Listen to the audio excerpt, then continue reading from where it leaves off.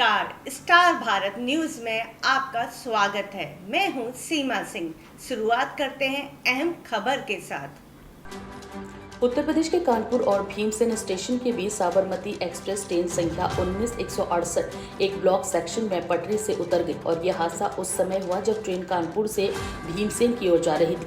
गनीमत ये रही कि इस दुर्घटना में कोई गंभीर घायल नहीं हुआ और घटनास्थल पर बसें भी पहुंच गई हैं जो यात्रियों को कानपुर तक ले जाने का इंतजाम कर रही हैं।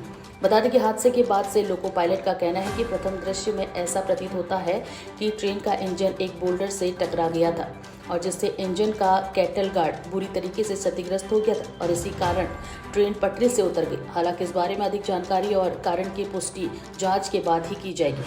बता दें कि हादसे के बाद ट्रेन में सवार यात्री बुरी तरीके से डर गए और जान बचाने की कोशिश करने लगे। इस बीच ट्रेन में अफरा तफरी का माहौल हो गया और जैसे ही हादसे की खबर मिली, कानपुर के डीएम राकेश कुमार सिंह और एडीएम घटनास्थल पर पहुंचकर स्थिति का जायजा लिया। राहत और बचाव कार्य तत्काल शुरू कर दिया गया।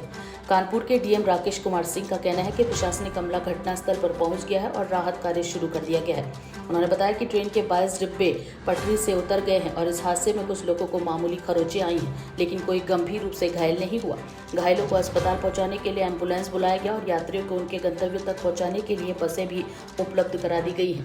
भारतीय रेलवे ने इस हादसे के संबंध में आपातकालीन हेल्पलाइन नंबर जारी किए हैं जिससे प्रभावित लोग और उनके परिजन सहायता प्राप्त कर सकते हैं। और इस बीच समाजवादी पार्टी ने रेल मंत्री अश्विनी वैष्णव पर निशाना साधा है।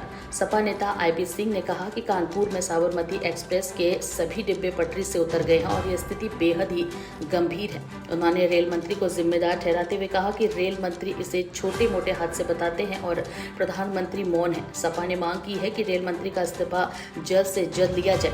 बता दें कि इस हादसे ने भारतीय रेलवे की सुरक्षा व्यवस्था पर प्रश्न चिन्ह लगा दिया है और प्रशासन को इस प्रकार की घटनाओं की पुनरावृत्ति को रोकने के लिए ठोस कदम उठाने की आवश्यकता है।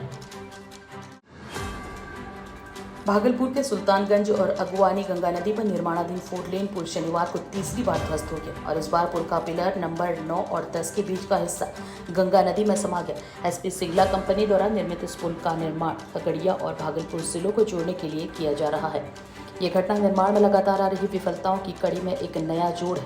पहले इस पुल का सुपरस्ट्रक्चर 4 जून 2023 को नदी में गिर गया था और उस समय अगवानी की ओर से पुल के पिलर नंबर 10, 11 और 12 के ऊपर का हिस्सा ढह गया था, जिससे लगभग 200 मीटर लंबा हिस्सा नदी में समा गया था। और इसके अलावा 27 अप्रैल 2022 को भी तेज आंधी और बारिश के कारण पुल का सुपरस्ट्रक्चर गिर गया था, लेकिन उस समय कोई जान माल का नुकसान नहीं हुआ था। ये घटना निर्माण कार्य की स्थिरता और गुणवत्ता पर सवाल उठाती है। बता दें कि हाल ही में ध्वस्त हुए पुल का लगभग 80% सुपरस्ट्रक्चर पूरा हो चुका था और अप्रोच रोड का काम भी 45% तक पूरा हो चुका था। और इस बार पुल की प्रगति को देखते हुए उम्मीद थी कि यह निर्माण जल्दी ही पूरा होगा, लेकिन बार बार हो रहे हादसे ने परियोजनाओं की प्रगति को प्रभावित किया है और इस पुल का निर्माण बिहार सरकार की महत्वाकांक्षी परियोजना में शामिल है और इसके पूरा होने से राज्य के भीतर परिवहन सुधार में योगदान मिलने की उम्मीद है।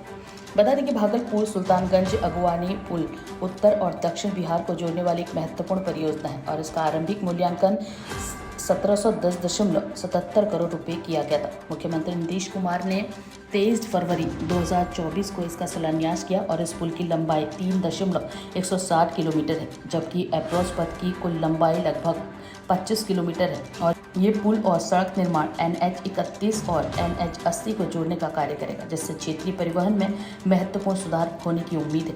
इस बार भी पुल के ध्वस्त होने की परियोजना की भविष्यवाणी पर प्रश्न चिन्ह लग गया है। बता दें कि बार बार हो रहे हादसे ने निर्माण प्रक्रिया की गुणवत्ता और सुरक्षा मानकों पर सवाल उठाए हैं। स्थानीय प्रशासन और निर्माण कंपनी को अब इस परियोजना के जल्द और सुरक्षित पूरा होने के लिए ठोस कदम उठाने की आवश्यकता है। यदि बार बार हो रही घटनाओं को समय पर नहीं सुधारा गया तो ये न केवल परियोजना की लागत को बढ़ाएगा बल्कि स्थानीय जनता की उम्मीदों को भी प्रभावित करेगा। हिमाचल प्रदेश में बीती रात हुई भारी बारिश के बाद शनिवार सुबह से ही नुकसान की खबरें आनी शुरू हो गई। शिमला के रामपुर में बादल फटने से तकलेच गांव में अफरा तफरी मच गई। वहीं भारी बारिश के कारण डमराली नाले में फ्लैश फ्लड आ गया, जिससे ग्रामीणों को घरों को छोड़ना पड़ा। राहत की बात तो यह है कि किसी के नुकसान की कोई खबर नहीं है। डीसी और एसपी ने मौके पर पहुंचकर स्थिति का जायजा लिया और राहत कार्यों को शुरू किया। उसी रात ऊना जिले में ऊना संतोषगढ़ रोड पर स्थित रामपुर पुल बीच से टूट गया और पुल के क्षतिग्रस्त होने के बाद बाढ़ ने स्थिति को और अधिक खराब कर दिया। पुल के टूटने के कारण ट्रैफिक को डाइवर्ट कर दिया गया और अब आरटीओ कार्यालय लिंक रोड से वाहनों की आवाजाही की जा रही है। इस दुर्घटना ने क्षेत्रीय यातायात को प्रभावित किया है और लोगों को परेशानियों का सामना करना पड़ रहा है। बता दें कि मनाली में अटल टनल के धुंधी के पास लैंडस्लाइड के कारण लेह मनाली हाईवे पूरी तरीके से बंद हो गया और इसी तरह चंडीगढ़ मनाली नेशनल हाईवे भी पंडो के पास लैंडस्लाइड के चलते देर रात बंद रहा। हालांकि सुबह तक इसे खोल दिया गया और इन हाईवे के बंद होने से क्षेत्रीय आवागमन में बाधा उत्पन्न हुई है और यात्रियों को काफी कठिनाइयों का सामना करना पड़ रहा है।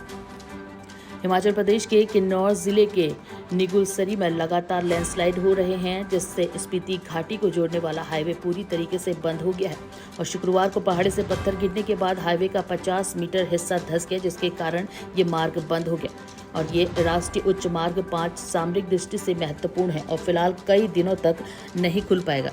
बता दें कि यहाँ कोई वैकल्पिक मार्ग भी उपलब्ध नहीं है, जिससे स्थानीय लोगों को पैदल ही आवाजाही करनी पड़ रही है।